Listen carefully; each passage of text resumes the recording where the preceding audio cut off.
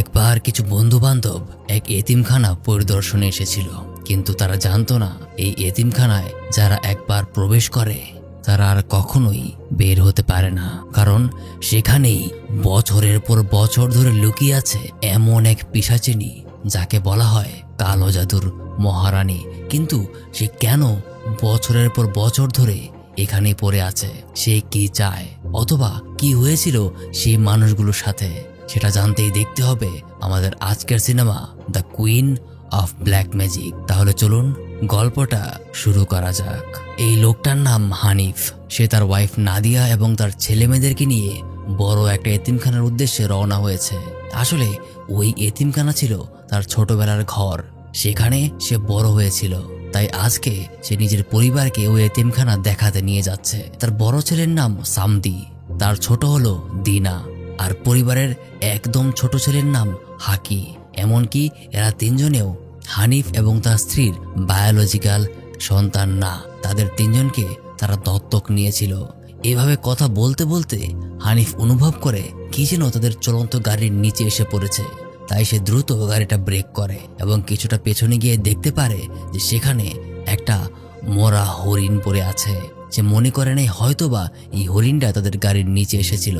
তাছাড়াও এতক্ষণে সূর্য প্রায় ডুবে গিয়েছে, তাই বিষয়টাকে তেমন একটা গুরুত্ব না দিয়ে সে আবারও গাড়িতে উঠে পড়ে এবং সেখান থেকে চলে যায়। কিন্তু এটাই ছিল তার বিশাল বড় একটা ভুল, কারণ তখন আচমকা তাদের সামনে কোনো হরিণ নয়, বরং একটা বাচ্চা মেয়ে পড়ে গিয়েছিল, যার নিথর বডিটা তখনও তার রাস্তার পাশেই পড়ে আছে, যেটা তারা খেয়ালও করেনি।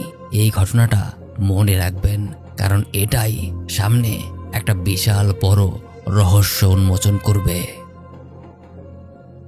অপরদিকে হানিফ তার পরিবার নিয়ে সন্ধ্যার কিছুটা পরপরই সে এতিমখানায় পৌঁছে যায়। সেখানে সে নিজের পুরনো খেলার সাথী মামানকে দেখে। তবে আজ এতটা বছর পর সে ফিরে এসেছে, তাই হানিফকে মামান চিনতে পারে না। কথা বলতে বলতে সেখানে আরও একটা মেয়ে চলে আসে, তার নাম স্মৃতি। সে মামানের স্ত্রী। মামান তার সাথে প্রত্যেকের পরিচয় করিয়ে দেয়। তখনই বলতে বলতে সেখানে আরও একটা গাড়ি চলে আসে। আসলে তারা প্রত্যেক বন্ধু বান্ধব আগে থেকে যোগাযোগ করেই এখানে এসেছে। এই এতিমখানা থেকে চলে যাওয়ার পর আর কখনোই তাদের তেমন দেখা হয়নি, তাই আজকে এখানে প্রত্যেকে রিইউনিয়ন করার প্ল্যান করেই এসেছে। প্রত্যেকের নাম এখন আর আমি বলছি না, কারণ তাতে নাম মনে রাখার একটা বিশাল সমস্যা হয়ে যাবে। এখানে যাদেরকে দেখছেন প্রত্যেকেই একসময় তারা একসাথেই এই এতিমখানায় বড় হয়েছে, আর এই বিষয়গুলো নিয়েই তারা কথাবার্তা বলছিল। সেখানে আরো দুজনের সাথে হানিফের পরিচয় করিয়ে দেওয়া হয়। একজন হলো হাসবি আর একজন হলো রানী। আসলে প্রত্যেক বাচ্চাদেরকে দত্তক নেওয়া হলেও এরা দুজন এখনো রয়ে গেছে। রানী সবসময় বিশ্বাস করে তার মা একদিন না একদিন তাকে ফিরিয়ে নিতেই আসবে, তাই সে কারো সাথে যেতে চায় না। আর হাসবির কখনো সেই সুযোগটাই আসেনি। অবশেষে এই ব্যক্তি হলো এই এতিমখানার মালিক। তিনি বর্তমানে খুবই অসুস্থ, নিজের পায়ে ভালো মতো চলতেও পারে না। তার নাম বান্ডি, খুবই উদ্ভট একটা নাম। যখনই সেখানে হানিফ তার স্ত্রী নাদিয়ার সাথে তার পরিচয় করিয়ে দেয়, সে কেমন যেন তাকে দেখে ভেতরে ভেতরে কিছুটা অস্থির হয়ে পড়ে। আসলে এতিমখানার প্রত্যেকটা বাচ্চা একটা ট্যুরে গিয়েছে, তাই এখানে তারা পুরো এতিমখানাটাকে খালি পেয়েছে। কিন্তু আজ রাতেই তাদের ফিরে আসার কথা। যাই হোক, রাতের বেলায় হাসবি এবং রানী হানিফের 3 ছেলে মেয়েকে নিয়ে থাকার জন্য জায়গা দেখিয়ে দিচ্ছে। কিন্তু সেখানে যাওয়ার সময় দিনা লক্ষ্য করে সামনেই একটা রুম বন্ধ হয়ে আছে। সে জিজ্ঞাসা করে, ওখানে কি তোমরা থাকো? কিন্তু হাসবি তাকে জানায় এই রুমটা নাকি 20 বছর ধরে বন্ধ হয়ে আছে, কেউ ওটা খুলেও দেখার চেষ্টা করে না। এতটুকু বলেই তাদেরকে নিজের রুমটা দেখিয়ে দেয়। কিন্তু কোনো ফাঁকে যেন তাদের ছোট ভাইটা অর্থাৎ হাকি ওই রুমটার সামনে যায়। ঠিক তখনই সেখানে রানী তাকে জিজ্ঞাসা করে সে এখানে কি করছে। হাকি যেহেতু মনের মধ্যে একটা কৌতূহল নিয়ে এসেছে, তাই তাকে সে জিজ্ঞাসা করে এই রুমটা বন্ধ কেন। তখন রানী তাকে সবকিছু বলতে শুরু করে। আজ থেকে 20 বছর আগে নাকি একটা মহিলা যার নাম ছিল মীরা, সে এখানে কাজ করত। একদিন সে নিজের মেয়েকে নিয়ে জঙ্গলে ঘুরতে বেরিয়েছিল, কিন্তু সেখান থেকে ফিরে এসেছিল সে একা। আর আসার পর সে পাগলের মতো হয়ে গিয়েছিল। সে বলেছিল তার মেয়েকে নাকি একটা রাক্ষস খেয়ে ফেলেছে। তার কথায় বিশ্বাস করে তখন এতিমখানার প্রত্যেকেই তার মেয়েকে খুঁজতে ওই জঙ্গলে যায়। কিন্তু অনেক খোঁজার পরও তার মেয়েকে আর খুঁজে পাওয়া যায়নি। আর এতে করে মীরা একদম পাগলের মতো হয়ে গিয়েছিল, যার কারণে তাকে সামলাতে না পেরে তাকে এই রুমেই বন্দি করে ফেলা হয়। কিন্তু কিছুক্ষণ পর সে শান্ত হয়। তখন দরজা খোলা মাত্রই তার মৃতদেহ পাওয়া যায়, কারণ সে এতটাই পাগল হয়ে গিয়েছিল যে ফ্লোরে নিজের মাথা ঠুকতে ঠুকতেই তার জীবন শেষ হয়ে গিয়েছিল। এভাবে রানী হাকিকে একটু ভয় দেখানোর চেষ্টা করে।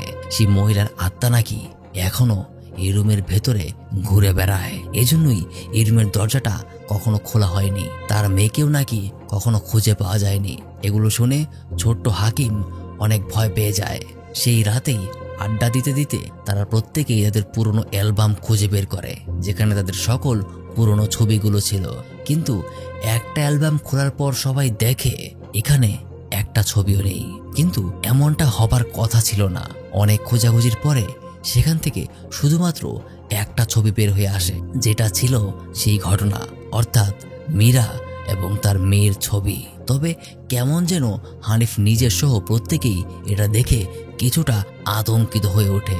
এখানে মীরার নামটা শুনতে পেয়ে হাকি তার সম্পর্কে জিজ্ঞাসা করে, তবে সেখানে কেউই তাকে স্পষ্টভাবে কিছু বলতে চাইছে না। অর্থাৎ এখানে অবশ্যই কিছু না কিছু রহস্য লুকিয়ে আছে। তবে কোনো রকমে বিষয়টা আপাতত চাপা দিয়ে দেওয়া হয়। হানিফ নিজের গাড়ি থেকে কিছু জিনিসপত্র বের করে বাইরে নিয়ে আসে। তার সাথে তার ছোটবেলার দুই বন্ধু, একজনের নাম জেফার, আরেকজনের নাম সামাদ। তারা তিনজন তাদের বান্ডি আঙ্কেলের জন্য খুবই কষ্ট পাচ্ছে, কারণ সে ছিল বলেই তারা এই এতিমখানায় বড় হতে পেরেছে। আজকে তার এই অবস্থা খুবই দুঃখজনক। এটা বলতে বলতেই হানিফ যখন তাদের গাড়ির সামনের অংশে আসে, তখন সেখানে রক্তের দাগ দেখতে পায়। ওখানে একটা কাপড়ের টুকরো আর কিছু চুলের অংশও সে খুঁজে পায়। এটা দেখেই সে বুঝে যায় তখন তার গাড়ির সামনে কোনো হরিণ নয়, হয়তো কোনো মানুষের অ্যাক্সিডেন্ট হয়েছিল। তাই সাথে সাথেই তার বন্ধু জেফারকে নিয়ে সে ওই দিকে যেতে শুরু করে। তার বন্ধুটা কিছু বুঝে উঠতে পারছে না, তবে রাস্তায় যেতে যেতে তার বন্ধুকে সে সবকিছু খুলে বলে। ওখানে পৌঁছানোর পর রীতিমতো সেই হরিণটাকে সে এখনো পড়ে থাকতে দেখে। কিন্তু রাস্তার ঠিক পাশেই জেফার খুঁজে পায় একটা বাচ্চা মেয়ের বডি। হানিফ নিজেও বিষয়টাতে খুবই ভয় পেয়ে যায়। চেক করলে বোঝা যায় বাচ্চা মেয়েটা আর বেঁচে নেই। তখনই কি যেন মনে করে হানিফ তার ফোনের ফ্ল্যাশ লাইট অন করে সামনের দিকে আগায়, কারণ এখানে হঠাৎ করেই তো একটা বাচ্চা মেয়ে চলে আসতে পারে না। তার সন্দেহ সঠিক। এখানে একটা বাস পড়ে আছে। একটু সামনে এগোতেই বাসের ভেতরে ঢুকে সে যা দেখতে পায় এটা সে কখনো কল্পনাও করেনি। আসলে বাসের সবগুলো বাচ্চা এক দুর্ঘটনায় মারা গিয়েছে। এমনকি তাদের চেহারা এত বীভৎস আকার ধারণ করেছে যেটা হানিফ কেন তার বন্ধু জেফারও সহ্য করতে পারেনি। দুজনেই সাথে সাথে বাসের বাইরে চলে আসে। তারা পুলিশকে কল করতে যাবে, কিন্তু তখনই দেখা যায় তাদের ফোনের নেটওয়ার্ক নেই। এমনকি এখান থেকে পুলিশ স্টেশনের রাস্তা প্রায় 2 ঘন্টার মতো। তাই জেফার তাকে বুদ্ধি দেয় এতিমখানায় ফিরে যাওয়ার জন্য। ওখানে গিয়ে ল্যান্ডলাইন দিয়ে ফোন করা যাবে। অপরদিকে নাদিয়া যখনই ল্যান্ডলাইন ব্যবহার করে হানিফকে কল করতে যায়, তখনই জানা যায় বিল পরিশোধ না করার কারণে তাদের লাইনটা কেটে দেওয়া হয়েছে, অর্থাৎ তারা কল করতে পারবে না। তার পরের সময়টাতে ওখানে খাওয়া দাওয়া করার সময় হাকি রানীকে বলে যে সে নাকি গল্পের মীরাকে দেখেছে, যেটা শুনে সে অবাক হয় এবং তাকে বলে তুমি যদি চাও আমি তোমাকে ভিডিও দেখাতে পারি। যেটা শুনে হাকি আরো বেশি কৌতূহলী হয়ে যায়। এখানকার সমস্ত কাজ মামান এবং স্মৃতি দুজনে মিলে করছে। সেখানে হাকি পানি খাওয়ার জন্য গিয়ে স্মৃতিকে জিজ্ঞাসা করে যে তার মুখে কি হয়েছিল। তখন সে জানায় অনেক আগে নাকি গরম পানি নিয়ে যাওয়ার সময় সে পড়ে গিয়েছিল, তাই তার মুখের এই অবস্থা। কিন্তু তাদের কথাবার্তায় বোঝা যাচ্ছে হয়তোবা এখানে আরো কিছু রহস্য লুকিয়ে আছে। দেখতে থাকুন, সামনেই জানতে পারবেন। তারপর হাকিকে নিয়ে রানী ওই ভিডিওটা দেখতে টিভির রুমে চলে যায়। ওখানে খুবই পুরনো একটা ভিসিআর ছিল, যেটা লাগানোর পরই ভিডিও শুরু হয়। সেখানে এতিমখানার বাচ্চাদেরকে দেখা যায়, আর অবশেষে সেখানে মীরা চলে আসে। তাকে দেখে খুবই অদ্ভুত মনে হচ্ছিল, কারণ সে বড়ই অদ্ভুত ভঙ্গিতে সেখান দিয়ে হেঁটে আসছিল। তবে কিছুক্ষণ পর যখনই অস্বাভাবিক কিছু ঘটতে যাবে, তখনই রানী সেটাকে অফ করে দেয়। অপরদিকে হানিফ আর তার বন্ধু সেই বিভৎস ঘটনা দেখে সবেমাত্র এতিমখানায় ফিরেছে। তাদের আরেক বন্ধু সামাদ জিজ্ঞাসা করে তারা কোথায় গিয়েছিল, কিন্তু তাকে সবকিছু খুলে বলার আগেই যখনই হানিফ তার গাড়ির পেছনে তাকায় তখনই সে দেখতে পায় সেখানে ওই বাচ্চাটার মৃত ডেড বডিটা পড়ে আছে, যেটা দেখে সে খুবই ভয় পেয়ে যায়। কারণ তারা তাকে এখানে তোলেনি, তাহলে সে এখানে কিভাবে আসলো? এই বিষয়টা নিয়ে সমস্ত কথা তারা সামাদকে জানায়। এখন তাদের মধ্যে কোনো এক সময় বিষয়টা নিয়ে অনেক কথা কাটাকাটি হয়, যার কারণে সামাদ তাদেরকে এখানে থাকতে বলে নিজে ওই জায়গাটার উদ্দেশ্যে রওনা হয়। প্রথমে এসে সে যাচাই করবে, তারপর ওখান থেকে সোজা পুলিশ স্টেশনে যাবে। আসলে তাদের প্রত্যেকের মধ্যে সামাদ সবথেকে বেশি সাহসী, কিন্তু দেখে বোঝাই যাচ্ছে তার আসলে কাজটা করা একদমই উচিত হয়নি। সে তাদের সাথে জেদ ধরে জায়গাটা দেখতে এসেছে, কিন্তু যাওয়ার পর সত্যি সত্যি সে দেখতে পায় এখানে একটা বাসের অ্যাক্সিডেন্ট হয়েছে। সে বাসের ভেতরে ঢুকে পড়ে, আর ঢুকতেই সে দেখে অদ্ভুতভাবে প্রত্যেকটা বাচ্চা দাঁড়িয়ে আছে। এবং এটা দেখে যখনই সে বাস থেকে নামতে যাবে তখনই দেখা যায় বাসের দরজাটা অটোমেটিক আটকে গিয়েছে। সে বাসের ভেতর থেকে চিৎকার করতে শুরু করে, আর তখনই হঠাৎ বাসের বাইরে সে একটা মহিলার কালো ছায়া দেখতে পায়, যে ওখানেই তার জন্য অপেক্ষা করছিল। সে যখনই দরজা থেকে পেছনে ঘুরে আসে তখনই তার পায়ের নিচে একটা অদ্ভুত ডিমের মতো কিছু একটা ফেটে যায়, আর সেখান থেকে বের হয়ে আসে অজস্র পোকামাকড়। সেই সাথে তার সামনে দাঁড়িয়ে থাকা বিভৎস চেহারাগুলো দেখে সে আরো ভয় পেয়ে যায়। এমনকি সে ডিমগুলো থেকে বের হওয়া প্রত্যেকটা পোকামাকড় তাকে জড়িয়ে ধরতে শুরু করে। তার শরীরের প্রত্যেকটা ছিদ্র দিয়ে সেগুলো ঢুকে যেতে শুরু করে, আর এখানে খুবই যন্ত্রণা আর কষ্টের মাধ্যমে তাকে দেখতে হয় নিজের মৃত্যু। যারা নিয়মিত এই ব্ল্যাক ম্যাজিকের সিনেমাগুলো দেখেন তারা অবশ্যই জানেন যে এই ডিমের অর্থটা আসলে কি। এমনকি হঠাৎ ঘটে যাওয়া ঘটনার পর থেকে ওই এতিমখানাতেও কিছু অদ্ভুত বিষয় লক্ষ্য করা যায়।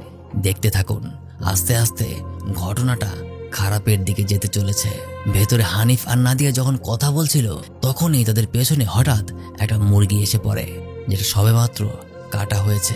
তাছাড়াও অপরদিকে জেফারের স্ত্রী তার সাথে কথা বলছিল। তার নাকি মনে হচ্ছে যে তার ওজন অনেক বেড়ে গিয়েছে, কিন্তু জেফার তাকে বারবার বোঝানোর চেষ্টা করে যে এটা তার ভুল ধারণা, যার কারণে তার স্ত্রী রেগে রুমের বাইরে চলে যায়। সে নিজের হাতে একটা চাকু নিয়ে ফল কাটছিল, এবং যখনই সে আয়নার সামনে যায় তখনই তার মনে হতে শুরু করে সে যেন আরো বেশি মোটা হয়ে গেছে। আর হঠাৎই সে কেমন যেন কোনো কিছু একটার বশীভূত হয়ে যায়। সে ওই চাকুটা ব্যবহার করে তার অতিরিক্ত ওজন কাটতে শুরু করে। তার মনে হচ্ছিল যেন এটাই স্বাভাবিক, কিন্তু যখনই জেফার তার খোঁজ নিতে আসে সে দেখতে পায় তার স্ত্রী সেই চাকুটা ব্যবহার করে তার ফ্যাট কমাতে গিয়ে একদম নিজেকেই শেষ করে দিচ্ছে। তার পুরো শরীরটা রক্তে লাল হয়ে গেছে। দূর থেকে এই চাকুটা সে তাকে ফেলে দিতে বলছে, কিন্তু অবশেষে নিজের দেহের ভারসাম্য হারিয়ে সে মাটিতে লুটিয়ে পড়ে। অপরদিকে সাম্মাদের স্ত্রী নিজের ঘরে বসে তার ল্যাপটপ ব্যবহার করছিল। সে তো জানেও না যে তার হাজবেন্ড আর নেই। তখনই হঠাৎ উপর থেকে তার উপর বিচ্ছিরি সেই পোকাগুলো পড়তে শুরু করে। তার বুঝে ওঠার আগেই সেগুলো তার শরীরে ছড়িয়ে যায় এবং তার নাক মুখ দিয়ে ঢুকতে শুরু করে। সে পাগলের মতো হয়ে যায় আর ছটফট করতে থাকে। অপরদিকে জেফারের স্ত্রীর এই ভয়ানক ঘটনায় তারা কেউই বুঝে উঠতে পারছে না তাদের সাথে কি হয়ে গেল। বলতে বলতে সেখানে সামাদের স্ত্রীও চলে আসে। সেও কোনো কথা বলতে পারছে না, তার গলা আটকে আছে এবং হঠাৎ তার মুখ থেকে রক্ত বোমের সাথে সাথে সেই পোকাগুলো বের হয়ে আসতে শুরু করে, যেগুলো দেখে বাকিরা খুবই ভয় পেয়ে যায়। এক সময় তার শরীরের চামড়ার ভেতরে সেই পোকাগুলো নড়াচড়া করতে দেখা যায়, যেটা সহ্য করতে না পেরে সে নিজেই নিজের হাত চিরে সেই পোকাগুলো বের করতে শুরু করে, যেটা সত্যি খুব ভয়ানক ছিল। এই ঘটনায় দুজনকে নিয়ে তারা দ্রুত হাসপাতালের উদ্দেশ্যে রওনা হয়, কিন্তু এই তাড়াহুড়োয় আর এরকম বিভৎস ঘটনায় হানিফ নিজের ছেলেমেয়েদের কথা একদমই ভুলে যায়। সে তাদেরকে সাথে নিতে পারেনি। তার আপাতত এই এতিমখানায় রয়ে গেছে। সেখানে দিনা হাসবির সাথে পোল গেম খেলছিল, কিন্তু হঠাৎ তখন কেন যেন হাসবি অদ্ভুত আচরণ করতে শুরু করে। ওখানে একটা ইঁদুর ছিল বলে সে ডিরেক্ট একটা বন্দুক বের করে নিয়ে আসে, এমনকি সাথে সাথে সেখানে লাইট অফ হয়ে যায়, যেটা দিনাকে অস্বস্তির মধ্যে ফেলে দেয়। যার কারণে এই বিষয়টা নিয়ে তাকে প্রশ্ন করলে হাসমি তাকে গালি দিয়ে কথা বলতে শুরু করে, যেটা সত্যি খুবই অদ্ভুত ছিল। যার কারণে দিনা সেখান থেকে তাকে রাগ দেখিয়ে চলে যায়। অপরদিকে এরা প্রত্যেকেই হাসপাতালের উদ্দেশ্যে রওনা দিয়েছে, কিন্তু রাস্তা দিয়ে যাওয়ার সময় তারা লক্ষ্য করে ঘুরে ফিরে তারা একই জায়গায় ফিরে আসছে। তারা যে রাস্তা 10 মিনিট আগে অতিক্রম করলো, 10 মিনিট পরও তারা ঠিক একই রাস্তাতে চলে এসেছে। কিন্তু এমনটা হওয়ার কথা ছিল না। তারা তো রাস্তাটা চেনে, অর্থাৎ তারা এখন একটা লুপের মধ্যে ফেসে গিয়েছে। হানিফ তার বন্ধু জেফারকে বলতে শুরু করে আবারও নাকি সেই একই ঘটনার পুনরাবৃত্তি হচ্ছে। তখন হানিফের স্ত্রী ঘটনা সম্পর্কে জানতে চাইলে এখানেই সত্য ঘটনাটা বের হয়ে আসে, যেটা হলো মীরাকে ঘিরে। আজ থেকে প্রায় 25 বছর আগের কথা, যখন এতিমখানায় একবার আগুন লেগেছিল। সেই ঘটনায় 3টা শিশু মারা যায়, কিন্তু আসলে সেটা কোনো দুর্ঘটনা ছিল না। মূলত মীরা ছিল একটা কালো জাদু চর্চাকারী মহিলা। তার মেয়ে যখন রহস্যজনকভাবে নিখোঁজ হয়ে যায়, তখন সে কালো জাদুর মাধ্যমে তার মেয়েকে ফিরিয়ে আনতে চেয়েছিল। আর এটা করার জন্য তাকে সেখানে 3টা শিশুর বলি দিতে হতো, আর সে তেমনটাই করেছিল। যার কারণে তাকে পর্যাপ্ত শাস্তিও দেওয়া হয়েছিল, কিন্তু তার মানসিক ভারসাম্য নষ্ট থাকার কারণে তাকে তেমন একটা শাস্তি দেওয়া যায়নি। সে আবারও এতিমখানায় ফিরে এসেছিল। ওই সময়টাতে তাকে ভয় পেয়ে হানিফ আর তার 2 বন্ধু অনেকবার সেখান থেকে পালিয়ে যাওয়ার চেষ্টা করেছিল, কিন্তু বারবার তারা লক্ষ্য করেছিল তারা যতবারই এতিমখানার বাইরে দৌড়ে পালিয়ে যেত, ততবারই ঘুরে ফিরে তারা এতিমখানার সামনেই চলে আসতো। অর্থাৎ ওই সময়টাতেও তারা একটা লুপের মধ্যে ফেসে গিয়েছিল, যেটা তৈরি হয়েছিল সম্পূর্ণ কালো জাদুর কারণে। যার কারণে সেখান থেকে পালিয়ে যাওয়ার জন্য তারা প্রত্যেকে মিলে মীরাকে একটা বন্ধ রুমে আটকে দিয়েছিল। সেখানে যেন সে কালো জাদু করতে না পারে এমন ব্যবস্থাও তারা করেছিল। কিন্তু সেই রুমের মধ্যে আটকে ফেলার কারণে মীরা নিজের মাথা দিয়ে বারবার দরজায় আঘাত করতে শুরু করে, আর ওই কারণেই একসময় সেখানে তার মৃত্যু হয়। তারা যখন দরজা খুলে তাকে মৃত খুঁজে পায়, তখন পুলিশের ঝামেলা এড়ানোর জন্য মিস্টার বান্ডি এবং তারা প্রত্যেকে মিলে মীরার ডেড বডিটাকে ওই রুমের মধ্যেই গর্ত করে একদম উপরে কনক্রিট দিয়ে ঢালাই করে দেয়। আর তারপর থেকেই সবকিছু ঠিক হয়ে গিয়েছিল। কিন্তু এখন আবার কেন এগুলো শুরু হলো তারা কেউই বুঝে উঠতে পারছে না। তারা এখানে এভাবেই লুপের মধ্যে ঘুরছে।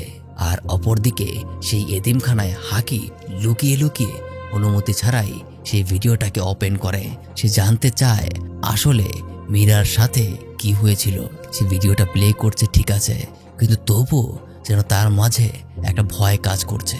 এভাবে ভিডিও রহস্যজনকভাবে চলতে চলতে কোনো এক সময় দেখা যায় টিভিটা বন্ধ হয়ে যায়, আর বাস্তবেই হাকি মীরাকে এক বিভৎস চেহারায় তার সামনে দেখতে পায়। সে ভয়ে পালিয়ে যায় আর হাসবিকে খুঁজতে শুরু করে, কিন্তু হাসবির কাছে পৌঁছানোর পর দেখা যায় হাসবি খুবই অস্বাভাবিকভাবে মাটিতে লুটিয়ে পড়ে আছে। সে নিজেই নিজের মুখের মধ্যে স্ট্যাপলার মেশিন দিয়ে নিজের মুখটা বন্ধ করে ফেলেছে, আর তার হাতে যে বন্দুকটা ছিল সেটা দিয়ে সে হাকির উপর 2টো ফায়ার করে। হাকি যন্ত্রণায় ছটফট করতে শুরু করে, কিন্তু সে নিজেকে আটকাতে পারে না। কেমন যেন সে নিজের প্রতি নিয়ন্ত্রণহীন হয়ে পড়েছে।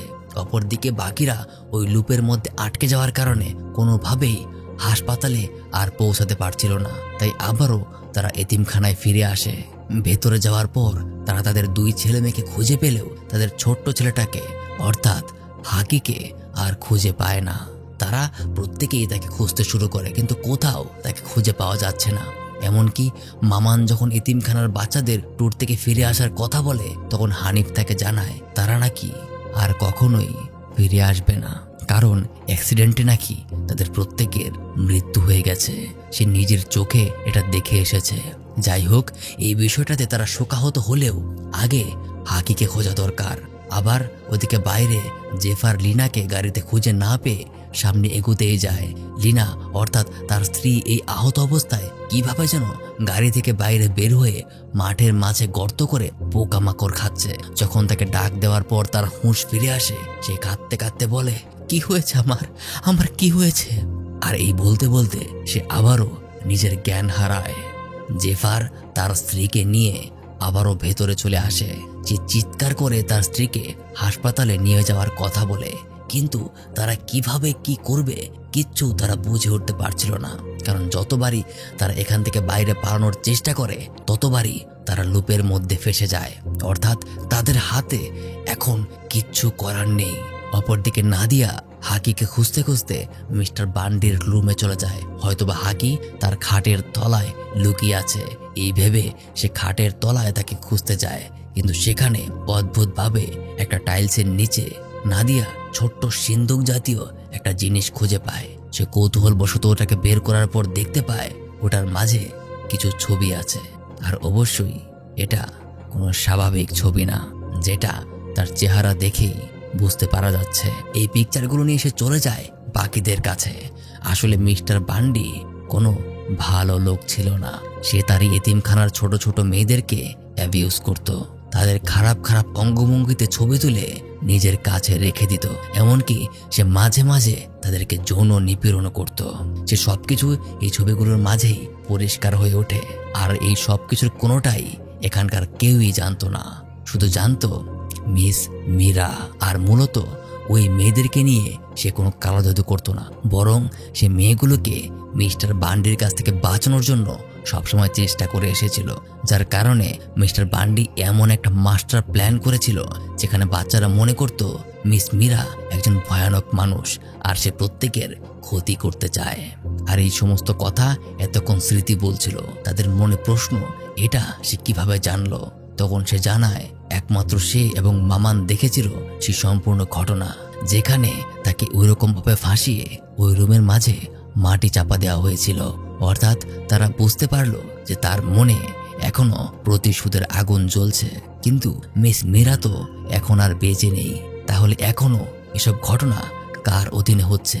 এটাই তাদের মনে প্রশ্ন থেকে যায়। বলতে বলতেই সেখানে একটা বাচ্চা মেয়ে রক্তাক্ত অবস্থায় হামাগুড়ি দিয়ে সাহায্য চাইতে চলে আসে। আর দেখা যায় এটা হলো সেই মেয়ে যাকে হানিফ ভুলবশত গাড়ি চাপা দিয়েছিল। মনে আছে সেখান থেকে ফেরত আসার পর হানিফ এটা থেকে ভয় পেয়েছিল যে মেয়েটা তার গাড়ির ডিকিতে কি করছে। আসলে মেয়েটা ওই ঘটনায় শুধুমাত্র আহত হয়েছিল, আর সেখানে ভয়ের কারণে তাড়াহুড়োয় তারা মনে করেছিল যে মেয়েটা আর বেঁচে নেই। তারা যখন ওই বাসটা দেখতে গিয়েছিল তখনই মেয়েটা তাদের গাড়িতে উঠে পড়ে। আর যখন তার জ্ঞান ফিরে আসে তখন সে বাইরে থেকে ভেতরে চলে এসেছে। তাকে জিজ্ঞাসা করা হয় ওই বাসের একটা বাচ্চাও জীবিত নেই, তাহলে সে কিভাবে বেঁচে রইল? আর এখানেই সম্পূর্ণ ঘটনা পরিষ্কার হতে শুরু করে। তারা যখন সবাই মিলে এতিমখানা থেকে ট্যুরে যাচ্ছিল তখনই হঠাৎ ওই রাস্তার মাঝে তাদের বাসটা নিয়ন্ত্রণ হারিয়ে ছোটখাটো একটা অ্যাক্সিডেন্ট করে। কিন্তু ওই অ্যাক্সিডেন্টে তাদের তেমন কিছুই হয়নি, বরং তারপরেই হঠাৎ ওই বাসের ভেতরে অদ্ভুত একটা মহিলা ঢুকে পড়ে। তার চেহারাটা ছিল অস্পষ্ট।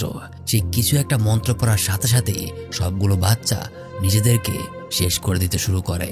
যেখানে সে বেঁচে গিয়েছিল কারণ তার কানে একটা হেডফোন লাগানো ছিল, আর ওই হেডফোনের কারণে সেই মন্ত্রের প্রভাব তার উপর পড়েনি, কারণ সে কিছু শুনতেই পায়নি। তখন সে ছিল গাড়ির পেছনের দিকে, তাই কোনো রকমে ওখান থেকে সে দৌড়ে পালিয়ে যায়। কিন্তু জঙ্গলের মধ্যে এভাবে ছোটে পালানোর সময়টাতেই রাস্তার উপর আসার সাথে সাথে হানিফের গাড়ির সাথে তার অ্যাক্সিডেন্ট হয়, যেটা তারা লক্ষ্য করেনি এবং তাকে সেখানে ফেলেই চলে গিয়েছিল।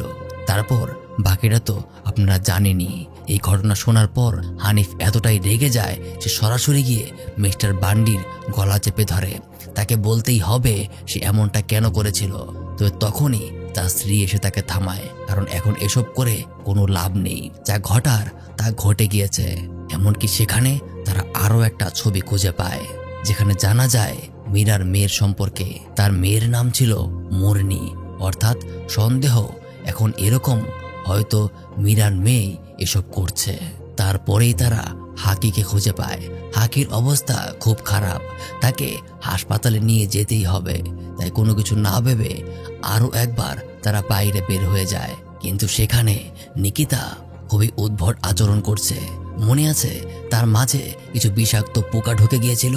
তার হাজবেন্ড অনেক আগেই এক কালো জাদুর প্রভাবে শেষ হয়ে গিয়েছে, সেটা কেউই এখনো জানে না। সেখানে এসে সে গাড়ির উপরে উঠে নিজের মাথা দিয়ে গাড়ির গ্লাসে আঘাত করতে শুরু করে।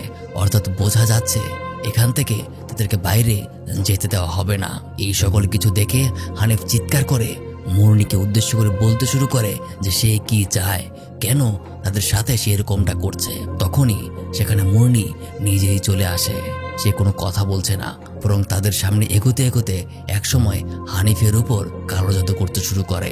হানিফের দম আটকে যেতে শুরু করে, যার কারণে পেছন থেকে যখনই নাদিয়া তার উপর আক্রমণ করবে তখনই তার কালো জাদুর প্রভাবে রানী তাকে আঘাত করে। যখন নাদিয়ার জ্ঞান ফিরে আসে তখন সে নিজেকে একটা বন্ধ রুমে খুঁজে পায়। সে যখন সামনের একটা রুম দিয়ে চিৎকার করে সকলকে ডাকছে তখন অপরদিকে একটা রুমের মধ্যে কালো জাদুর ইভেন্ট শুরু হয়। সেখানে প্রত্যেকেই রুমের একটা কোনায় বসে আছে আর এক একজনের সাথে এক একজনের বিভৎস ঘটনা ঘটতে শুরু করে। একজনের শরীর পুরো অদ্ভুতভাবে ছিদ্র ছিদ্র হয়ে যায়, তো অপরজনের হাতের হাড়গোড় ভেঙে সব গুলিয়ে যেতে শুরু করে। এইসব দেখে নাদিয়া প্রায় পাগলের মতো করতে শুরু করে। অপর রুমে উকি দিতেই সে দেখতে পায় এই অনাথ আশ্রমের যারা জীবিত ছিল তাদের একসাথে বসিয়ে তাদের ওপর গরম পানি ঢেলে দেওয়া হচ্ছে। আবার অপরদিকে নাদিয়া অন্য এক রুমে নিজের সন্তানদেরকে এক ভয়ানক অবস্থায় যন্ত্রণা পেতে দেখে। এগুলো দেখে তার সহ্য হচ্ছিল না, সে চিৎকার করে রুমের অন্য পাশে চলে যায়। তখন সে দেখতে পায় সামনে মিস্টার বান্ডিকে একটা চেয়ারের সাথে বেঁধে রাখা হয়েছে, সেখানে হানিফ নিজেও ছিল। আসলে সবকিছুই হচ্ছে এক প্রতিশোধের কারণে। মুরনির মাকে যেভাবে বিনা অপরাধে ষড়যন্ত্র করে মেরে ফেলা হয়েছিল তাদের সাথে সে তাই করবে। সে তার মায়ের মৃত্যুর প্রতিশোধ নিতে চায়। কিন্তু তখনই নাদিয়া তাকে জিজ্ঞাসা করে ওই বাচ্চাগুলি কি করেছে, কেন সে তাদেরকে মারলো। তখনই সে জানায় এই বাচ্চাগুলোর এখানে থাকার থেকে তারা শান্তিতে পরলোকে গিয়েছে, সেখানেই তারা ভালো আছে। অর্থাৎ এখন সে প্রতিশোধের নেশায় এতটাই মাতাল হয়ে গেছে যে কোনটা সঠিক আর কোনটা ঠিক এটাই সে বুঝে উঠতে পারছে না। এখন সে শুধু মৃত্যু চায়। নাদিয়া বারবার বোঝায় যে এগুলো তারা না জেনে করেছিল, কিন্তু সে কোনো কিছুই মানতে রাজি না। অবশেষে নাদিয়া তার ছেলে মেয়েদের কথা তাকে বলে তারা কি করেছে, তাদেরকে সে কেন এভাবে শাস্তি দিচ্ছে। তখন মুরনি একটাই কথা বলে, তাদের বাবা আমার মাকে মেরেছে, এখন তাদেরকেও মরতে হবে। তবে সে নাদিয়াকে একটা সুযোগ দেয়, নাদিয়া যদি নিজ হাতে তার স্বামীকে শেষ করে দিতে পারে তাহলে সে তাকে আর তার ছেলে মেয়েদেরকে ছেড়ে দেবে। কিন্তু যাই হয়ে যাক সে কখনোই এটা করতে পারবে না। তখনই হঠাৎ পেছন থেকে হাকি মুরনির পেটের মধ্যে এসে ছুরি ঢুকিয়ে দেয়। আর এই সুযোগে কালো জাদুর প্রভাব যখন কমে যায় তখনই নাদিয়া নিজেও তার উপর আক্রমণ করে। এতে করে একসময় মুরনির ঘাড় থেকে মাথাটা আলাদা হয়ে নিচে পড়ে যায় আর তার বডিটাও মাটিতে লুটিয়ে পড়ে। তারা ভেবেছিল যে হয়তোবা এখন সবকিছুই ঠিক হয়ে যাবে, কিন্তু না, কিচ্ছু ঠিক হয়নি, বরং উল্টো মুরনির কালো জাদুর প্রভাব এখন আরো শক্তিশালী হয়ে ওঠে। কিছুক্ষণের মধ্যেই সে আবারও এই অবস্থাতেই নিজের সেন্স ফিরে পায়। সে নিজেই সেই আলাদা হওয়া মাথাটাকে আবারও নিজের ঘাড়ে বসিয়ে নেয়। তবে এক্ষেত্রে সবসময় যে বিষয়টা একটা শক্তিশালী মাধ্যম হয়ে ওঠে সেটা হলো আগুন। তাই নাদিয়া সেখানে জ্বলতে থাকা আগুনের শিখা তার উপর ছুঁড়ে মারে, যার কারণে তার পুরো শরীরে রক্ত থাকার কারণে আগুন আরো ভালো মতো ধরে যায়। সে ওখানে জ্বলে শেষ হয়ে যাচ্ছে। ধীরে ধীরে পুরো রুমে আগুন লেগে যায়। ওখানে সবাই রুম থেকে বের হয়ে গেলেও অবশেষে মিস্টার বান্ডিকে তার কাজের শাস্তি পেতেই হবে। আর সেখানেই মুরনির সাথে সাথে মিস্টার বান্ডি আগুনে পুড়ে শেষ হয়ে যায়। তারপর 2 বছর পার হয়ে যায়। সেই এতিমখানাটাকে একটা বেসরকারি সংস্থার কাছে বিক্রি করে দেওয়া হয়। আর সেই ঘটনায় যারা ওখানে ছিল তারা প্রত্যেকেই সেবার বেঁচে গিয়েছিল, কারণ কালো জাদুর প্রভাব কেটে যাওয়ার সাথে সাথেই তারা যত দ্রুত সম্ভব সেই স্থান ত্যাগ করেছিল। এখন যে যার মতো খুবই ভালো আছে। কিন্তু একদিন নাদিয়া যখন হাকিকে নিয়ে বাড়ির দিকে রওনা হয় তখন কেমন যেন তার মনে হতে শুরু করে সেই ঘটনায় মুরনির গল্প শেষ হয়ে গেলেও তার কালো জাদুর প্রভাব তখনও শেষ হয়নি, কিছু একটা থেকেই গেছে। আর এভাবেই আজকের গল্পটা শেষ হয়ে যায়। আমি মারুফ, দেখা হবে আবার পরবর্তী আর একটা ভিডিওতে।